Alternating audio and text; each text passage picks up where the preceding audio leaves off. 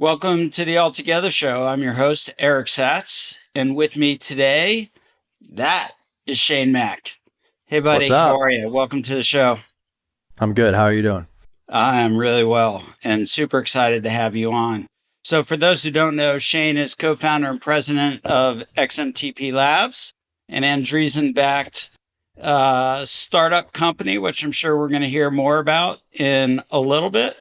But before we go there, Shane, in your own words, who is Shane Mack?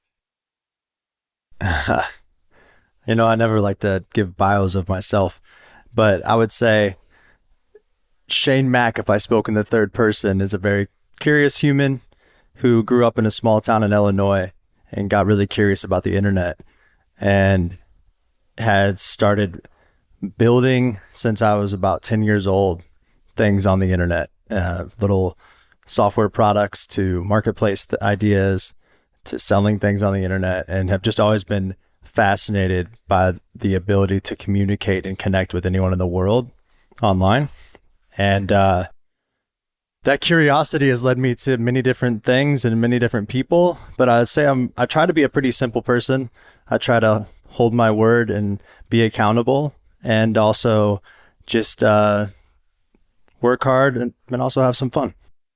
You know, I think within the first sort of 10 to 12 minutes of meeting you, I was pretty confident that if I looked up the word entrepreneur online, I'd see a picture of Shane Mack there. So let's go back to the beginning. When and where were you born? Peoria, Illinois. It's a town outside of nowhere. It's about 3 hours south of Chicago. Caterpillar, the big tractor company, is actually headquartered there, so that kind of made the city and the ecosystem. I grew up in the town that was actually Bartonville outside of Peoria, but no one's ever heard of that, of about 8,000 people. What year? 1986. You're a young dude who has done a hell of a lot in a very short period of time. So, tell us about your parents. What did your dad do? What did your mom do? And were you an only child? So dad was a steam fitter, which means basically plumbing, but with huge pipes that carry steam instead of water at the Caterpillar plants. So he did that his whole life, worked for the same company his whole life, named O'Brien Brothers, family-owned steam fitting company. And then my mother was the secretary at a local chemical plant called Lonza in Mapleton, Illinois, when she was 18, and never went to college. Ended up doing some classes later. My dad never went to college either. And she's literally coming up on her 45th year there. Wow. And is now a pretty successful sales executive there. And they're one of the biggest like biochemical, biomedical companies in the world out of Switzerland. They make the base products for like every cancer drug in the world. So it's a pretty cool company that had some random, by the river factory in Mapleton, Illinois. And my mom kind of has been with them for that long. And then I'm my mom's only child, but my dad actually has two other kids. So I have a half brother and a half sister, and we all have different mothers. So it's a long story if you want to go into it. We can save that for another time, but it sounds very interesting. So, but actually, let's touch on it for just a second. Growing up, were you the only child in the household, or were I'm just going to call them your brother and sister, were they in the house too? My brother was, my sister wasn't. And my brother's about 10 years older than I was. So he was always kind of like, giving me the countdown timer to run and get him sodas and doing all the chores for him. I'd always remember being upstairs in the bedroom and he'll be like, listen, I'll give you 50 seconds. I'm like, all right, let's go. And it just, maybe it made me really competitive, but he would always just trick me into doing anything for some kind of time or reward or whatever. And so I just remember him and his friends always hanging out. And, when I was 7, he was 17. So he was being a rebel in high school. I was like, what is going on? And so I was pretty young. And so, he was always way older, but we were always very close. And then he came back when he was about 28 years old. He had moved out of an apartment in New York, was in between jobs, and he came home my second semester of my senior year of high school. or my second semester of my senior year of high school. And we got to spend time together when I was 18 in the same house, living at my parents' house in Bartonville for that second semester. And it was probably one of the most impactful semesters of my entire life.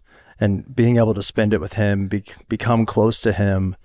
And, later on down the road, he's the reason that I left home. He came back and said, hey, like, there's bigger things for you out there. You should, move. And he was in Seattle 4 years later when I got out of college. And that bond we had kind of is the reason he got me to leave home and try a different city and move away. So let's rewind maybe just a little bit earlier into your high school days. You were a baseball player. I was. And it was the sport my whole life. You're a pretty good baseball player. What happened your senior year with baseball season? So it's interesting to look back on it because, I was also thought I was hot shit in high school. I was pretty good at baseball and had played my whole life. I was a catcher, had the best batting average on the team. And the coach's motto was, if you hit, you'll play. And so I had the best batting average of the team. I was going to go to college and play baseball. And there's no way I can't make the team. I'm the best player here. Like your ego can get a lot of you in that situation when you're just young and dumb. And I went to the tryouts. I don't remember if I tried hard. I always try to remember back to did I actually not try during tryouts? I don't really remember it, but I remember the day that I went to the gym class at 7th hour and the whole coach is very small town, very gossipy. And the coaches were all kind of in on it together. And the football coach, he didn't really like me either. Or I don't know if the baseball coach didn't like me, but the football coach, he was always just kind of snarky to me. And I quit football my sophomore year because I just didn't like it. And he's like, you should go check the cut list. You should go walk down and see if you made the team. And he set me up to walk down the hallway all the way through the high school halls. And I was one of the only players to get cut out of, and they even kept all the reserves. I was the poster of, we cut this person, and I got cut from the baseball team my senior year, and kind of changed my whole trajectory and path to go to college and play baseball, or what was next, to go to a D1 school versus, now I don't have a scholarship. So it changed the whole trajectory of what I thought was the path forward. What did you pick up in place of baseball? Choir. Tell us about that. How did that? I mean, how did this cut, if you will, impact your life? Do you think? It was one of the greatest things that ever happened to me. It was this moment where everything you thought, and you think stats run the world, and a very small town, you can be one kind of track minded, kind of blind to everything else, very self-centered, not curious about everyone else. And I remember I was in the hallway just humming a song. I don't remember what I was humming, and I was just kind of loud, still kind of loud. I talk a lot. And the choir teacher was like, you should join choir. She's 26, so she's a new choir teacher, trying to get jocks to join choir. And I was like, no, I'm not going to join choir. That's just not my thing. She's like, what do you have 6th hour? And I was like, I have physics. And she's like, do you like it? I was like, not really. And she's like, well, if you drop it, I'll give you a credit and you can join choir and you'll have a free credit. And I was like, that's a great deal. And it was one of those moments where it was the most insecure, uncomfortable, weird thing I'd ever done. And I ended up truly just loving it. And I remember the first day I walked into choir, I met this guy named Brian Beach. And no one really accepted me either. I was the total jock. And they were like, why is this guy coming into choir? Why is he trying to steal our show? And Brian was just like that as well. And I ended up becoming friends with him. And he really just kind of took me under his wing. And I was terrible. I remember sitting down at the piano and she was like, all right, I'm going to see if you can do this. La, la, la, la, la, la, la, la, la. And I was like, la, la, la. I couldn't sing. And she just believed in me. And having someone who really believed in me that much and stayed after school with me and really tried to help me do something that I felt really, really uncomfortable to do, was a special moment to make me more open-minded. Brian was my first gay friend in my life. He's now on Broadway in New York. He was incredible too. He was a pretty phenomenal actor and also singer and dancer. And then just got me to get out of my comfort zone and be more open-minded and be a better human. And it really did change kind of the entire trajectory of being, I think, a better person of society. Did you play an instrument at the time, or does that come later? Right around the same time. So this is right when my brother moved home, and he played guitar. And so he would sit upstairs and kind of play guitar all the time. And I was like, man, I wish I could play guitar. And so he would try to teach me. And I remember he taught me the Sweet Home Alabama lick, and everyone kind of learns that their first guitar. It's like the first thing everyone learns on guitar. You're like, bam, bam, bam, boom, boom, boom. And so I was like, oh, that's cool, but it's not, it doesn't, I can't do anything else. And so he just kept teaching me every night, play G, play C, play D, kind of play these chords. And then we would sit up there and we would, it was funny, we were drinking this old bottle of Delirium Tremones. It's this old beer. It's like a Belgian beer, and he loved it. And he always loved craft brews. He's very just like cultured. He always really knows the up and coming bands, and he knows the best beer and the craft beer. He doesn't like, mainstream kind of crap that's just, Budweiser or whatever.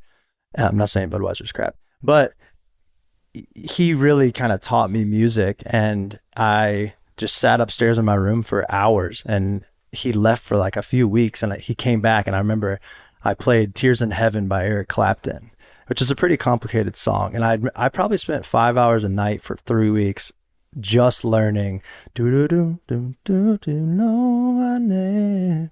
And like he came back and he's like, whoa.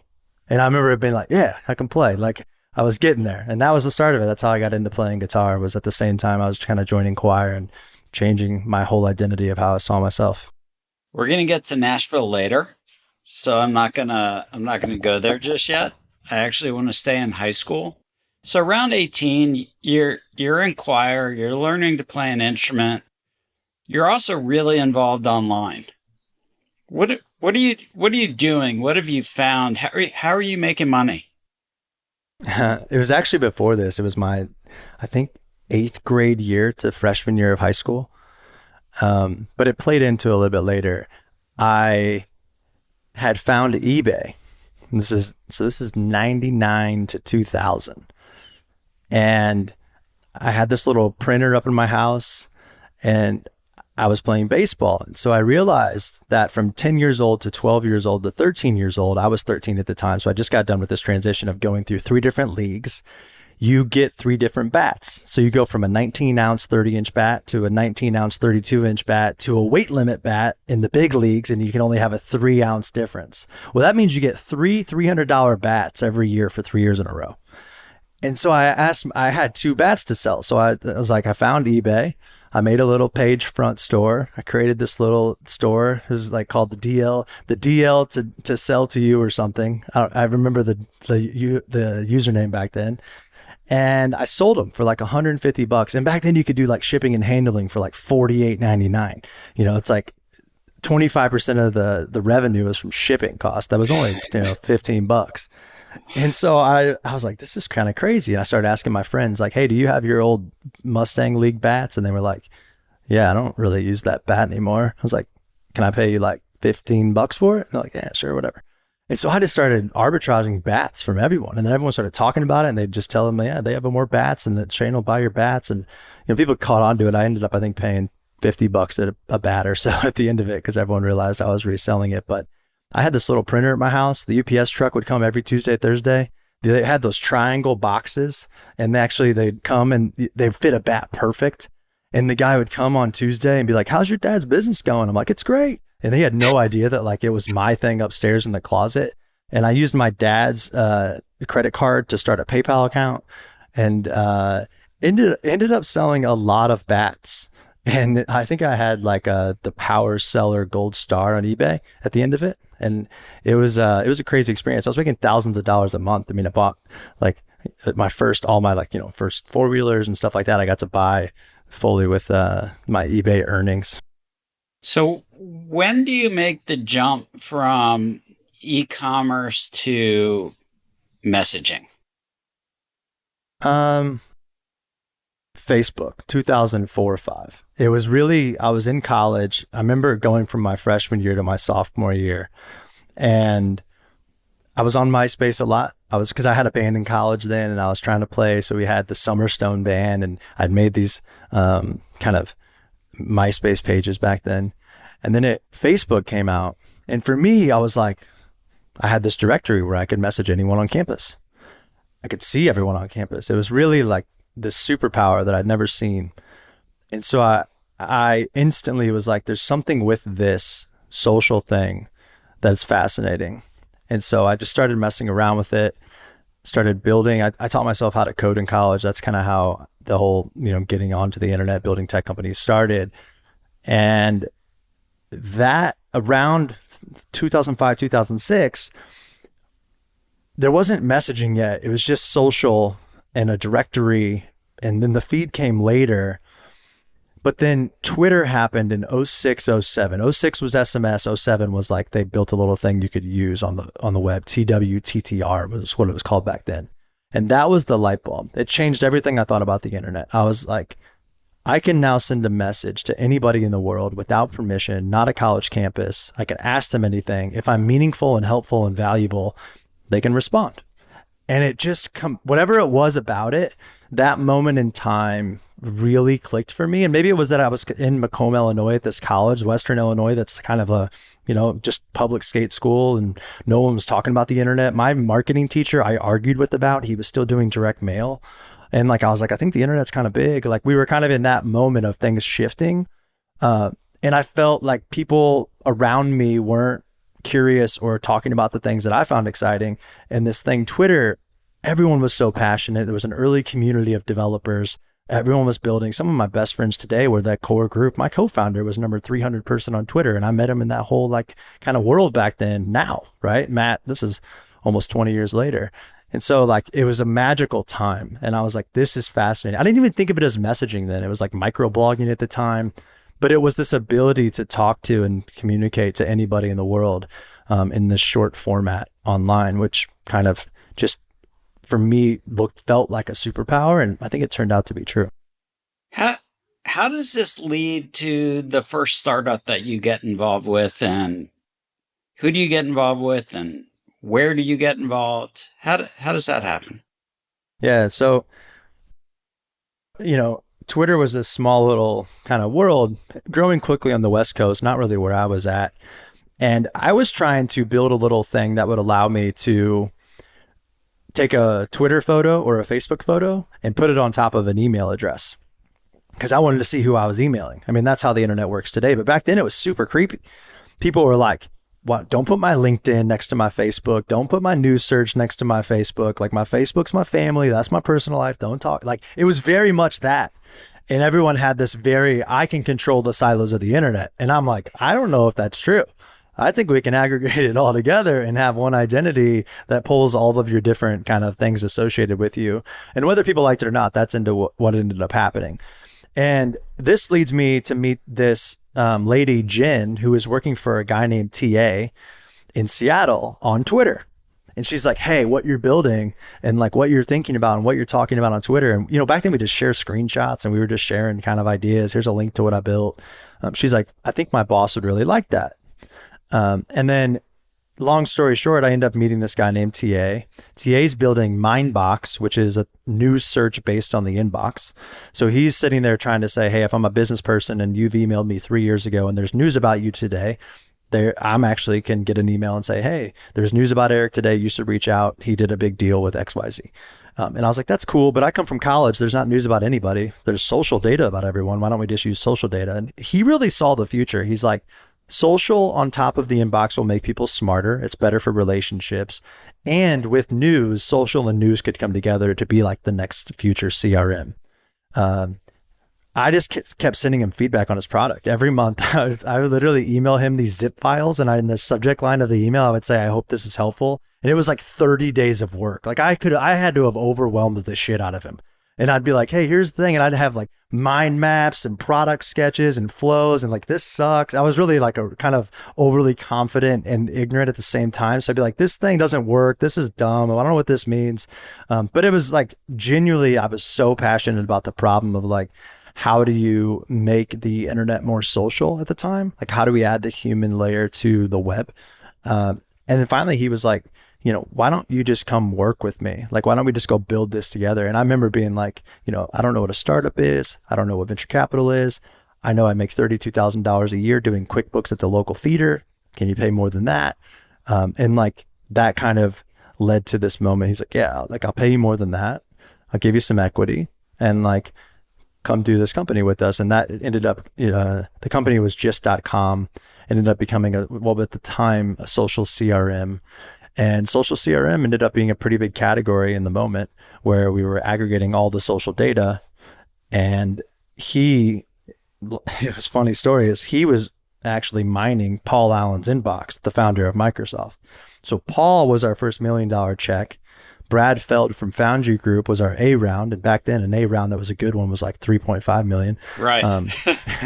And I remember being like, this is crazy. And we had like, ended up like 10 or 12 of us in Seattle. We had this little office downtown, a ping pong table. It was like this fun place to work. We did work from home Thursdays, and I was like, what a radical way to work. It was like, it was wild. Like I'd never thought of like a keg in the office and you get to work from home one day and all this stuff. 2 years later, we grew it to about 100 million people in under 2 years and sold it to BlackBerry for about $45 million cash in 2009. That's a great story. So when you said I'll give you some equity, did you say what's equity?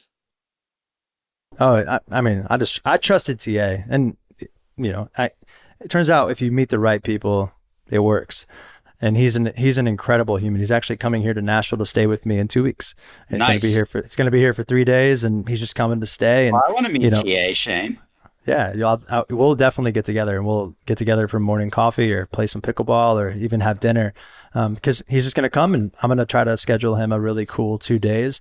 But he's one of those people where, you have those long-term people in life that you keep around. And he said it to me the other day. He said, Brad Feld is that for me, and you're one of those for me as well. And I was like, that just made me feel good. And if feeling's mutual, he's a special human. And it's really cool when you go from being a mentor relationship to a partner. We do a lot of deals together now. We respect each other and how we think differently. We couldn't be more different, to be honest. Like TA he's the most like methodical leader in the world. Sitting next to him was the greatest time of my life. But he'll have like 3,000 rows of a spreadsheet trying to come up with like the right name and thinking through everything. And I'm like, I think this is the name. Like I'm like all gut, no, like, I don't know. I think it's probably this. And what's your age difference? I think he's probably 50. If he listens to this, I'll feel bad. He's probably 15 years older. Yeah, that sounds good. But super fit, like 50. I mean, we're talking, he swims like 5 miles across Lake Washington every day. He won the America's Cup in 92. He was a professional sailor for like 10 years. He ran the company like that too. And I learned a lot from that. He's like, listen, there's 11 seats on a sailboat. You're the best person at cranking the right winch. Everyone knows their role. And if we do that correctly, we win. And he very much has that ethos of like, we can control what we can control. We can do the things that we can hold ourselves accountable to, and that's being on time, that's shipping every 2 weeks, that's setting a roadmap, that's XYZ. He's like, I can't control the market, the wind, all these things. And I just learned a lot from him and the leadership vibes that he brought to the table, and I just really, really respect it. I had a soccer coach who used to say, you can't control the field, the weather, or the referees. Yeah, totally. All you can do is what you do. For sure.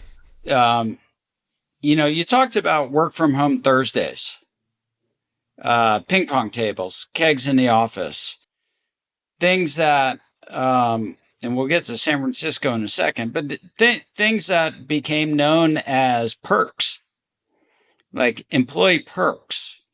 I think you have some strong views about this and how they tie to the value of time as a benefit. I'm curious to hear those. Totally. And, I don't like to say that any way is right or wrong. This is just a personal preference, and one that also for me has become a way that I think about company culture and building a mature company. And I think it probably comes from being an insecure young founder when I was 25 and I stepped into being a CEO of a young startup. I think you do a lot of dumb things, or I did. And you still do a lot of dumb things. Yeah, for sure. We all do. It's just trying to be more self-aware about it so that you can be honest about it and then make it kind of change. But for me, it's tied into the San Francisco experience, because when we were doing the startup, when I moved to San Francisco, it was called Zarly. We raised a ton of money. We had a sick office downtown. We were in Mint Plaza. Jack Dorsey lived next door. Every meeting happened in Mint Plaza. Every company that you could probably name in 2010 was probably invented in the Mint Plaza. Like Ubers were there. Lyft was there. We were Lyft's first users because they walked over with ice cream the day they launched and were like, use our new app. Like, and Logan was an investor in my last company, the CEO of Lyft. Like this was the Plaza. And I think we ended up spending so much money on this office, and we had a skee ball table and we had free lunch every day. And then 2.5 years in, none of it worked. We weren't Lyft. We weren't Twitter. We didn't create the next successful thing. And that company failed miserably. We blew almost $45 million. And I remember feeling like, one, I created this culture. I'm responsible for it. I was leading product. So all engineering and product rolled up to me. I didn't really know what I was doing. I was 24 at the time. And like, I wasn't also self-aware. And I remember looking around and everyone in the office was miserable. And we had everything in the office you'd ever want. We had skee ball machines and free lunch and beautiful seats and Herman Miller furniture and the view of San Francisco and all these things. And I was talking to, who then became my co-founder later, Robert Stevens, who's the founder of Geek Squad, one day when I was struggling. During that time, he said, listen, if you want to make people happier, you can just make them more productive. And you're spending so much money trying to solve a problem that is actually a self-awareness problem, a leadership problem, a communication problem, and your own faults of insecurities of not explicitly creating a culture in which you have accountability amongst everyone else of your team. And for me, it was like one of those moments of like, fuck. Like I was like, this was a lot. And so I just started to think about like, how do I give people time back? How do I give people back time? And then I started to think a lot about, what do I don't know? How I'm a white dude in San Francisco who's young, who has no kids. I don't know what it's like to be a parent or a woman in the workforce or an underrepresented minority. And I really started to take into account like this vibe of curiosity and thinking about everything that I don't know, understanding my bias, understanding what I can't see, and asking better questions so that I do see it. And really quickly it became clear, me sitting in the office in a little loft in San Francisco till 9 p.m. every night isn't going to attract the greatest employees in the world who are like, I'm going to go home because I have a family. And so everything flipped for me. And I switched to at Assist, where I was like, we're going to focus on giving people time back, making people the most productive versions of themselves. And every perk we do or benefit we do will work for everyone equally, regardless of whether or not you're in an office, you're working remotely or not. And so I was always thinking about that. I was like, people sometimes work from home. We have some remote employees. They don't get all the perks that are in the office. Well, like, why are we spending $12,000 a week on lunch? What if we distributed that in better ways? I've come up with a lot of different ways in my mind to help people do that better. I'm happy to go into all those if you want. I don't want to make it like a pitch session of our perks. I 100% want to go into squared away right now. Cool. Yeah. So one of the perks that I wrote this blog post in 2015. You can go read it. I said, let's get real about perks. And because I started to shift my thinking. How do I make it about the individual? How do I make it about every person in the company can choose however they want to spend their money, how they want to spend their time, how they want to spend their benefits? I don't want to tell you how to eat lunch. Even the idea of giving free lunch is telling someone how to eat. And I was like, so I really got radical of like, how do I make it about individual choice and empowerment? And so I gave everyone a personal assistant, and I also allowed everyone to use it in their personal and professional life. Because I was like, I don't think your life stops when you come to work. So if you have to book an Airbnb or book a flight or book a babysitter or order groceries, like all these things are services online now, just use an assistant to do that so you can be focused on work. And so I started doing all these kind of like different ways to think about benefits and time. And I did a reverse commute. I would let people stay at home and work till 11, come into the office at 11, and just try to start rethinking everything of why we had all these assumptions. That led to someone emailing me being like, hey, what's that perk in the blog post about these personal assistants you offer?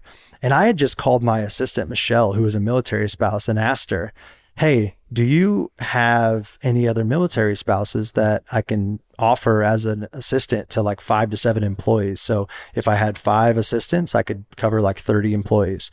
And she's like, yeah, military spouses email me every week and they want legitimate work with great companies and to work from home, but it's meaningful. Because a lot of work from home jobs back then were kind of like, it could be shady and kind of not really work from home jobs. And I was like, well, call them up. And so I started doing it. It worked really great. It was like $150 per employee per month. So it was actually the most affordable perk I'd ever done and the highest value of what people perceive the value to be. And so everyone, and they didn't have to use it a lot. They use it twice a month. They're like, this is incredible. And so even teaching leadership philosophy, giving away control, things you don't want to do, and focusing on what you're great at, it was a muscle I wanted to teach in the culture as well. That was bigger than just like having a personal assistant. That time though, I get this call from Felicia's Ventures. I don't know if you ever heard of them. They're a venture firm out of SF. And they're like, hey, can we hire one of those assistants as a perk? And I was like, interesting. And then like 10 founders emailed me after I wrote the blog post and they're like, what service is that? And I was like, fascinating. And so I called Michelle. I remember this. I was drinking whiskey at South by Southwest 2016 in the Four Seasons lawn. And I'll never forget it. I called Michelle and I'm like, hey, people keep asking me for this service. That isn't a service, but it's you and me. I said, I'll be the first customer. I'll help fund it. I'll take care of you, however, so you don't have to worry about the company failing or starting a company, not being able to fund it. And I'll go get the customers just from writing a few blog posts and let's just see if it kind of takes off. And Squared Away was born. And back then, it was military spouses who are your executive assistants and team assistants. And it's the same thing today. It's 5-year anniversary. It was on Veterans Day. Yesterday was the first time we passed 10 million in ARR as a company.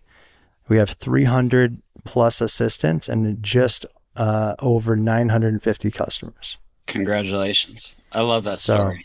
Yeah, it's honestly, it's such a special one. Like to watch Michelle, who was my assistant, go from being my assistant to the CEO of a company who's never raised any money that's doing 10 million ARR and like 3 million in profit, like not like a bad run company either, is just the coolest thing ever. Like the mission's incredible. Everyone wants to support it.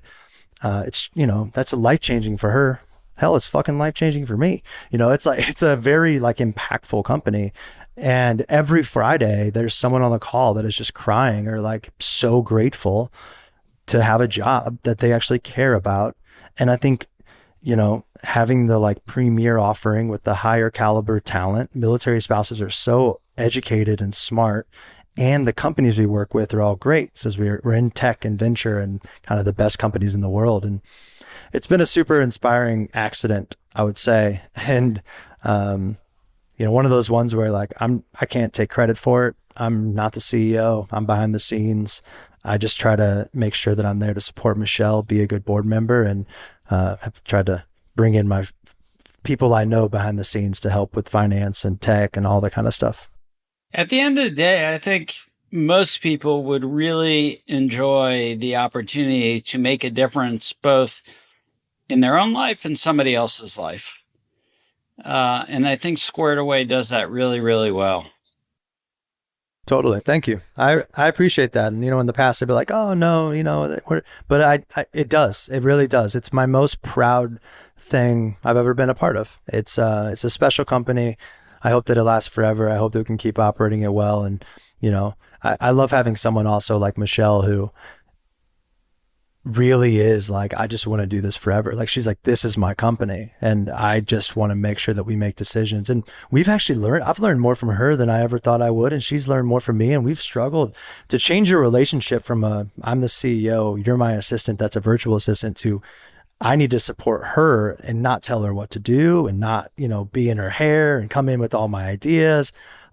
2 or 3 years ago, her and I talk about it a lot now. We were tense, I was like, cause things were, we went down. All of a sudden we weren't profitable every month. And in a business like this, Virtual raised 11 million and went under in 3 months. It's really fickle. If you're in this business, what I've learned a lot, it's a very fickle business in these marketplaces of labor, and little tweaks. And if you're not really line by line on the operations, those costs can just go. And if the demand starts going and the operational goes more exponential, they blow up fast. And so but I learned a lot. I should have been more of a coaching mindset, asking more questions, being more helpful, just doing the work. And instead I was like trying to be like, hey, do you see what we got to do? Instead of really trying to help her see it and help her kind of make the decisions. It's really hard though to flip that switch and go from, hey, I'm CEO, operator, I have all these ideas, I can see the path forward, to I'm a board member, advisor, help by asking questions instead Totally. of stating and doing yourself. I mean, it's a hard switch to make. Yeah, Uh, very hard. so, um, so you're in San Francisco at the time. What takes you from San Fran to Nashville, which is where you are now? Getting drunk and escaping. Um, you know, Nashville was my escape while I was super stressed running the messaging company Assist. And we had an office in SF, New York, and I would fly every month, do a week in New York, stay next to the office, and then I would come to Nashville because I had friends here who weren't really in tech. They were just in music. They were fun. They were doing stuff on farms, and we were just out there riding razors, and we'd go listen to music and we'd drink and just have a great time. And so about 2016, 17, I started doing this New York route a lot. I'd stop here every month, and I just always loved music ever since, back in the day, playing in bands and being in, the choir and doing that early on in my life. And it was very much close to my hometown. So a lot of my hometown friends and my family would come to Nashville and meet me. And it was very central. I could get to New York or get to SF. So I felt like it was like a little router town. It was very central, and I could get anywhere quickly on a flight. And so I would fly here every Thursday night. I'd land. I'd work from here on Friday. I'd hang out all weekend. My buddy's farm down in Franklin, do, farm stuff, shoot guns and ride four-wheelers and just do whatever. And then I'd fly home. There was a 5:30 p.m. flight every Sunday night. I'd be home by 8:30. I'd go to home, sleep, be back in the office Monday morning. And I did that for 3 or 4 years. And I just loved it. I really loved coming here. But I didn't realize at the time I was definitely coming here to escape because I was so stressed with work. And it just gave me this kind of like ability to just take a day off every Saturday once a month and just unwind and kind of forget about how stressed and hard it was to like run a startup. So, I think that's interesting in a couple of different ways. You've talked about anxiety and addiction and imposter syndrome previously. Can you tell us some more about that? Yeah, anxiety, I think all stigma words, even back to the baseball days, right? When you're young in a small town, everything is so stigmatized that you hear words and people think they're so crazy. And then you never think, yeah, that's probably me. Like when I heard the word anxiety growing up, you're like, people with anxiety, who are them? Who's that? And turns out I'm like the most anxious person ever. I think I was good at like channeling my anxiety into like almost manic energy. And very much like I would sit in a room for 10 hours and I would just literally learn something for 5 days straight and not stop 130%. It's probably like ADHD plus anxiety. And I could just manically focus. And then you keep going up and you keep getting in these roles when you're young as a founder, and you aren't self-aware and you're trying to level up and you're in San Francisco and everyone's talking these big numbers. And in the front of the house, you can do things. You can't raise money and you can't have all this money in your bank account. But back of the house, you're like, I don't know what I'm doing. And you're scared to tell people that. And that insecurity plus expectation and no one around you to help you be more honest with yourself, to help you understand what you don't know and give you the confidence to raise your hand and ask for help. I didn't really have that. I didn't feel like. And I think that really fuels really crippling anxiety. And for me, that really manifested what was already there, which was a very like manic energy, not taking care of myself, just working, nonstop, and drinking a lot. And so the anxiety kind of was always there. And it wasn't until about 2013, 14 when I started working with Robert. He's just very wise. He's 20 years older than me, and he's one of my best friends. And he's just that wise one. And he's like, I'd be explaining to him like how I felt about like thinking about the future and what I'm unsure about, and like the things of the company and like what behaviors it's driving into me. He's like, that's like crippling anxiety. And I'm like, oh, I always thought anxiety was shit other people had. Like I like never even thought about it. And then, it turns out it's like, oh, that's what it is. I was like, I thought that was like focus, like you can use words for whatever you want. And for me, I think language to describe things, and then not really understanding or having someone explain it to you in something that in the way that you can understand it, to be like, oh, actually that's what I have. It's something I just never knew. I mean, I like, this is weird, but my eye teeth, I have no eye teeth anymore because I grinded my eye teeth to like flat, right? Like, and my dentist is like, are you anxious? And I'm like, no, I'm fine. He's like, I think you might be super anxious or stressed. And so it's, you learn by being more open and feedback. So, by the way, we'll cut this out. Hey, Kate. Hi, Kate. Zane. Hey. Zane, Kate. How are you? I hear that we're going to play pickleball. Oh! Yeah, I gotta make contact with the ball first. You and me both. Eric will just smoke us. No.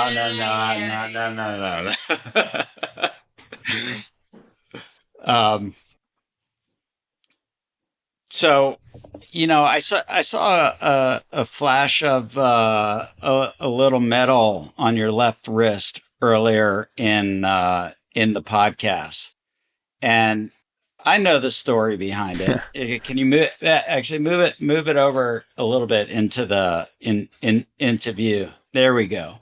Yeah. So it's a Rolex watch, but it's so much more than a watch. And I'm hoping you'll share some of that story with the audience, because I think it speaks to, I think it speaks to some really important things that I'm going to let you share.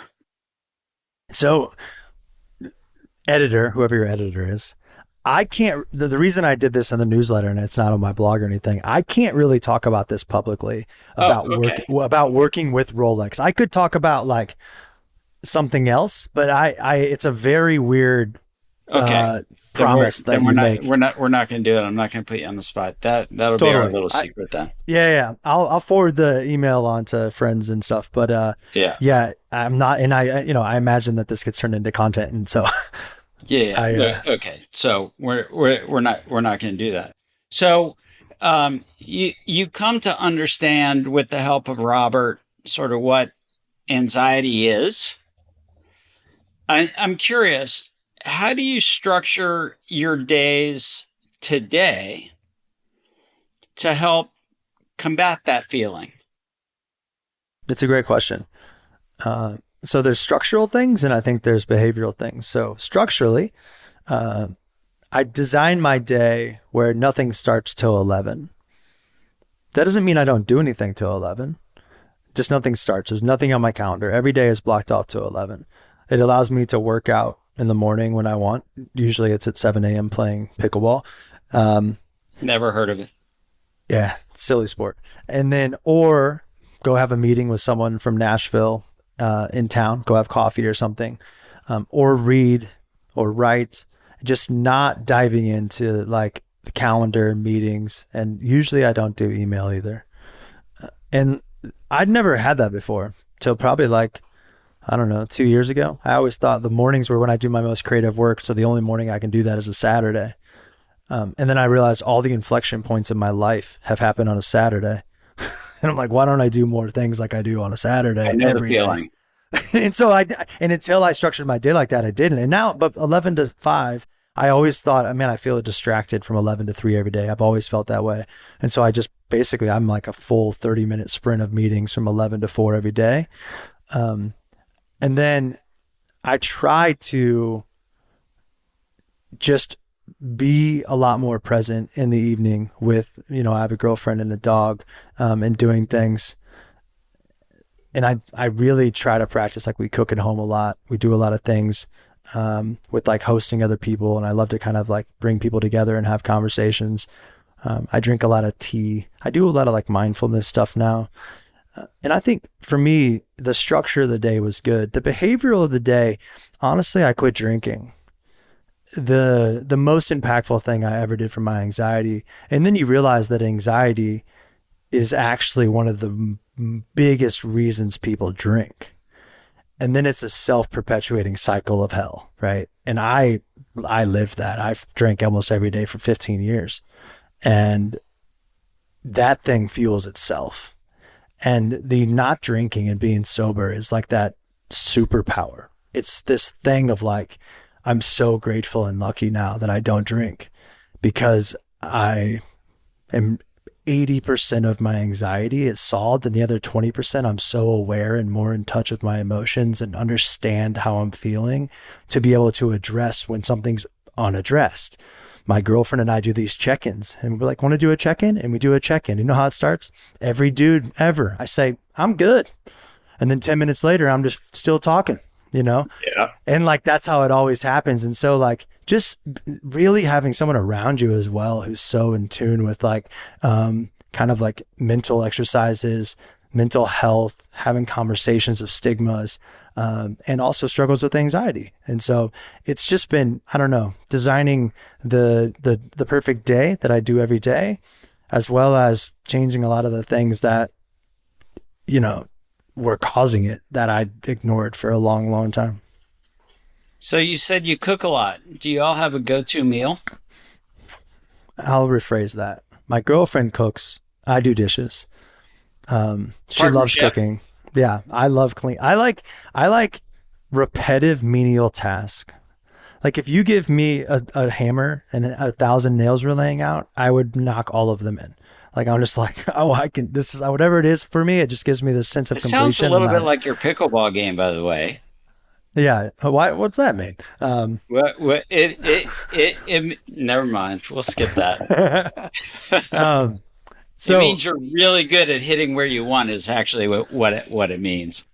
So the meal that we've been making that we really love is cauliflower gnocchi, because it's really healthy. You get it at Trader Joe's. Cauliflower and palmini noodles are like the secret, I think, to all fitness and health. Because like it tastes like pasta.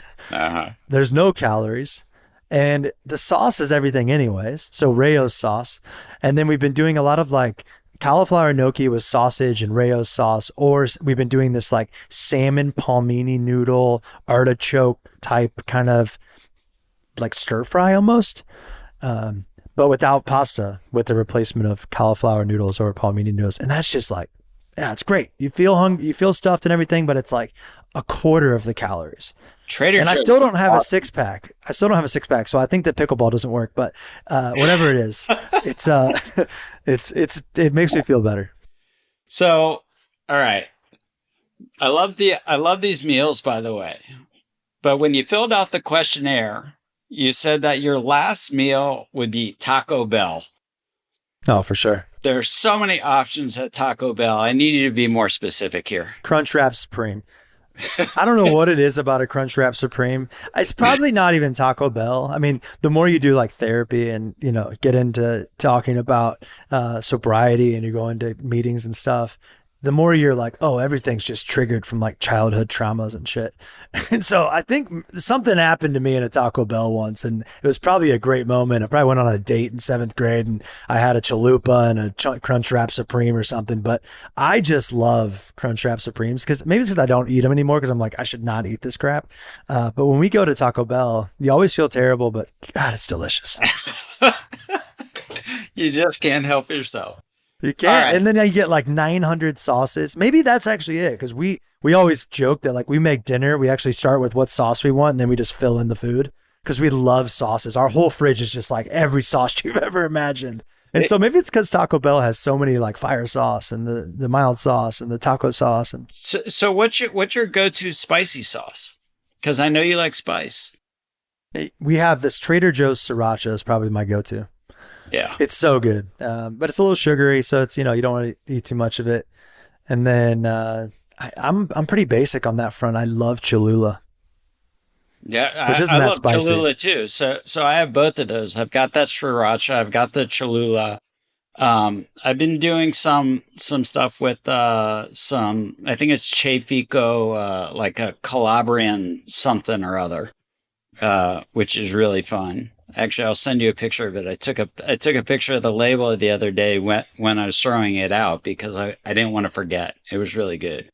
Um, so two things that I want to talk about before we go. First is XMTP. So we're talking about Web3 here. We're talking about the future. Can you talk about XMTP and what you're doing and what the vision is? Totally. And I think one of the coolest things about XMTP is that the future kind of looks like the past.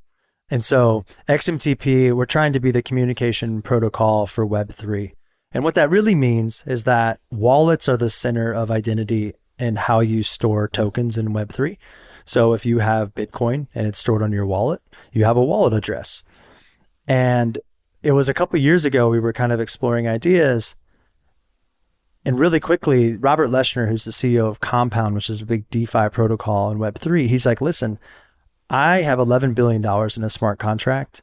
I know every single person's wallet address who owns it, and I can't send a message about a new thing I'm offering and a new governance of our protocol to 90% of the users because there's no way to send messages to wallets. And I was like, interesting. And so Matt and I started talking, we started asking other people. And if you look back at email, it's the same thing. And so SMTP is the protocol that allows Gmail to send to Hotmail. So XMTP, the Extensible Messaging Transport Protocol, that's our protocol. It's just the ability for a Coinbase wallet to send a message to MetaMask wallet. But the wallet address is the address that is the new thing. And whenever there's a new identity, aka address, like an email address associated with a URL, or like SMS number that's now messageable, there's a new communication medium or protocol or network that follows. And so we're just trying to be the basically SMTP to email for the wallet kind of Web3 movement. I love it. When can we expect sort of a launch at some point here? Totally. In the next few weeks. I mean, we've been really heads down and on like the production ready list. I mean, we're about ready. The new websites are done. The xmtp.org is done. Everything splits into the protocol. So it's an open source project. Everyone can be an owner of it. Anyone can commit to it. Anyone can fork the code. It's fully open sourced, even at the client level. And some of the biggest developers are now building on top of it in the early access program. And so, you could imagine in the future, less than 12 to 18 months, you're not going anywhere else. If you have a Coinbase wallet or a MetaMask wallet, or you're checking Etherscan, or you're checking your DeFi yields on Compound, or you're looking at your NFTs in your Rainbow wallet, there's going to be a little inbox tab, just like you see in every other app. And now the person who sent you the NFT, you can message back to him and say, thanks, you want to trade something else? And it'll live right inside the wallet. And we will probably be invisible. I think if we're successful in this, we always joke, we're like the Bluetooth logo. We'll be like the Bluetooth logo that's like, oh yeah, the little X, that's how it, makes the message get from point A to point B. But we're just the interoperable layer that allows that to happen. I love it. I can't wait for this. So, actually your hat, Logos. And tattoo. And tattoo. So, tell us about Logos Fund and what you do. And if people want to find you maybe on AngelList, you want to tell us a little bit about that? Sure. I've been doing a little angel investing over the last 5 years, and Logos for me, my brother actually was like, hey, you love the written word. You love writing online. Writing on the internet is how my whole career happened. I started blogging, people started reaching out, and still to today, the story you were talking about earlier, it's just an email that I write on a newsletter on a blogging platform. But the amount of people that write back to me, I mean, it's crazy now. I write that email of that story. I got on a call today with Herman Miller. They're like, "Oh, that story you wrote this week," and I'm like, "I forget you're even on that list." It's kind of crazy. I always forget the power of writing online. And so Logos to me is the power of the written word. And I do think that great writing is core with just great leadership, great communication, and really creating influence in the world. And so Logos Fund is, it's a rolling fund with AngelList, which is a super cool product that allows anyone to invest in it with us. And you only have to subscribe per quarter. So if you want to invest 25 grand, you would invest 62.50 a quarter, every quarter. We invest in about 20 to 30 companies a year, probably about $2 to $3 million a year. We were focused mostly on remote work, but now we're focused on remote work infrastructure as well as Web3, just like future of work, future of living type category. And it's been great. We've had a couple of unicorns. We have a couple more coming. A couple of the unicorns are about to raise the whatever they're called rounds, whatever's after that. So it's it's all markups and nothing. Not like a cash return yet, but overall it feels good. We focus on backing obsessive storytellers who are founders that we want to be in business with, and that's kind of our from the ones that have really worked. We really think that looking for that superpower is such a powerful thing in markets that are really able to kind of grow and scale exponentially. Like if you take a remote.com was one of our first investments, and it's crazy when you get the updates from a company like that just raised 1.5 billion and probably is going to raise a lot more. You see it coming, these forces of the workforce going global, and Job as a CEO and how great he is at communicating and just his vision for the company. And it's great to find that legendary of founders and CEOs and operators that are able to capitalize on such a big shift in the world. So with respect to Logos, by the way, in the written word, I just want to tell everybody that I actually think you, Shane, are a fantastic writer. Fun to read, logical, easy to follow, make things very understandable. And I encourage other people to look for you online, and whether it's Twitter or elsewhere, AngelList, sign up for your blog and have a read. I think it's definitely time well spent. I have one other subject before a final question. The other subject is, what's your vision for Nashville? You and I have talked about this a little bit. I'd love for other people to hear your vision for Nashville. It's the first place that feels like home to me. I never felt like that in San Francisco. I actually loved San Francisco. I think all the hate for San Francisco right now is such a kind of easy, cheap shot. But San Francisco is amazing. It's an incredible city. The views are incredible. The people are awesome. The culture is so open-minded and actually great. So I actually sad to see a lot of things happening. But when I was there, I was living to work, and that's all I did. And I'd never felt like this is my long-term home. This is what I want to invest in, et cetera. And when I came here, I was like, I didn't feel that at all. I was like, this is a 20-year play. I want to invest in this community and I want to make this work. And so for me, I love connecting dots that are disconnected. I love the music culture here. I love there's healthcare here. I love that there's now a lot of founders here, and there are already a ton of founders already here. And I kept meeting with people, and everyone would say the same thing to me. They would say, Nashville, it has great people and great founders and great kind of entrepreneurial scene, but it's all disconnected. And I'd be like, interesting. Where do people go? And they're like, I don't really know. And so about 2.5 years ago, I met this guy named Ben Weprin, who is the Graduate Hotels. He designed and built the Soho House in Chicago. He just designed the Soho House here, or built it, not designed it. He's a real estate developer. And he's like, I'm turning around all of Wedgwood, Houston, which is about 5 minutes south of downtown. And he's like, let's make this the hub. And I really spent some time with him, and he's an inspiring person. He's awesome. And his vision is insane. He's doing a 3-phase project over 10 years. I think he's raised $1 billion for it. They just finished phase 2. And the thing that I learned from San Francisco is that the density of numbers of people running into each other in the coffee shops in a 5-block radius. I mean, Airbnb, Uber, Twitter, Hotel Tonight, Lyft, Postmates. We were in the same coffee shops every day for 5 years, bouncing around there from 2009 to 2015. And that density is the magic. And I think putting a stake in the ground and saying, let's bring people together that are already here. And let's use Nashville because it's a central hub that is a direct flight anywhere, even to Europe now, to London, as a really amazing place that's like this switchboard router city. And I really see Nashville as like, it's not about post-pandemic, hey, move to Nashville, it's better than Miami.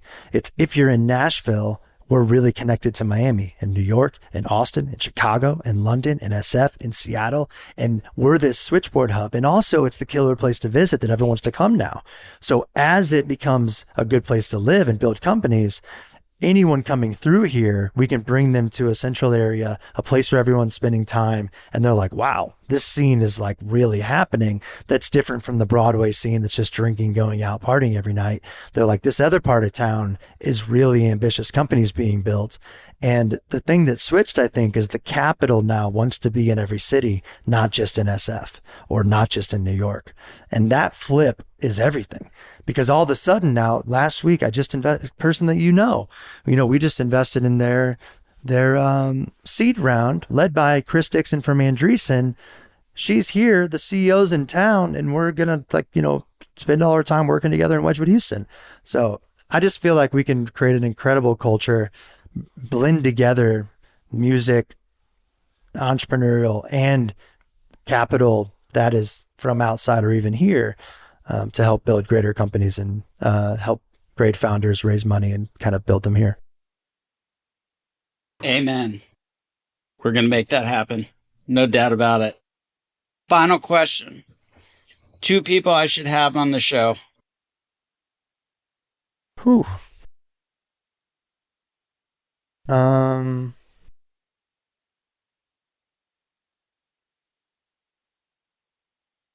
Christina Mallon. She's in New York City. The head of all accessibility at Microsoft. And one of the greatest speakers, my favorite, I interviewed her for a podcast like 5 years ago and she blew my mind. And she has a disease that it took over her arms like 5 years ago and her arms became totally paralyzed. And now she operates living alone in New York and she can't use her arms. And she really talks about the future of work and how people who have a disability are actually the true innovators that innovate almost all of the future of technology. And she talks about a lot of I don't know if you even know, the keyboard was actually invented for a lady who was blind because she couldn't see the lines to write. And that's how the keyboard started. Siri was actually invented because of disabilities. And so a lot of the greatest inventions in the world came from actually people with a disability trying to do something and then building the kind of tools and software. And she always says to me, I'm not disabled. The world makes me disabled. And she's just this incredible human and speaker. And one of those ones that opens your eyes to kind of think about, how to be more accessible and inclusive to the world. That sounds amazing. Number 2 would be Rachel Horowitz.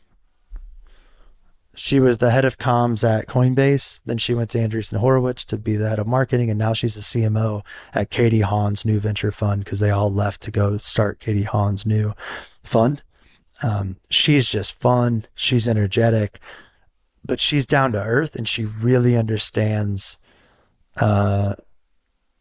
communication at a level most people don't, which is great.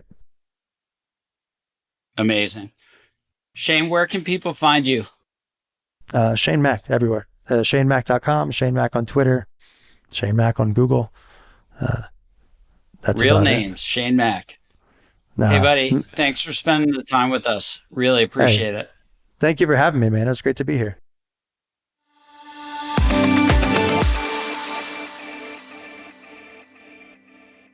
The Altogether Show is brought to you by Alto. Alto knows that achieving true portfolio diversification means investing in more than just stocks and bonds. That's why Alto developed a streamlined platform to make it easy and cost-effective to invest tax-advantaged retirement savings in alternatives, assets like real estate, venture capital, and crypto that are outside of the public markets and available through Alto's growing list of investment partners. To learn more, visit altoira.com/altogether.